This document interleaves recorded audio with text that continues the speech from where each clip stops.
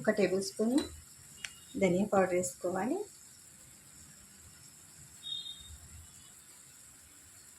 ఒక చిన్న table spoon జీరా powder వేసుకొని మొత్తం కలిపేసుకోవాలి.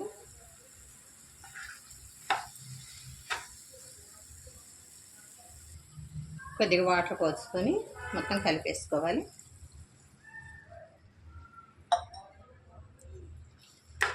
మొత్తం మసాలా అంతా కూడా గ్రేవీ అంతా ఉడికేలాగా కలిపేసుకొని మూత పెట్టి ఒక 5 నిమిషాలు ఉడికించుకోవాలి.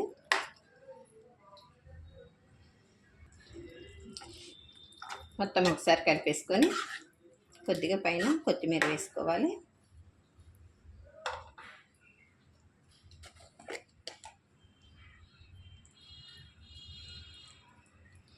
కొద్దిగా గరం మసాలా వేసుకోవాలి.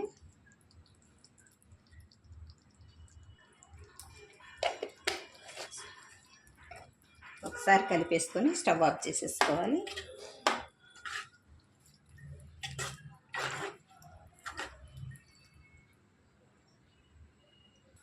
రెడీ అయిపోయిందండి. సులువుగా ఈజీగా టేస్టీగా ఆలు కర్రీ. ఈ కర్రీ వేడివేడి అన్నంలోనికి చపాతీలోనికి సూపర్ అంటే సూపర్ ఉండిద్దండి. మీరు ఒకసారి ట్రై చేసి చూడండి, ఎలా వచ్చిందో కామెంట్ చేయండి. మరిన్ని టేస్టీ రెసిపీస్ కోసం అంజు రుచులు ఛానల్ని సబ్స్క్రైబ్ చేసుకోవటం మర్చిపోవద్దండి. Thanks for watching. బాయ్ అండి.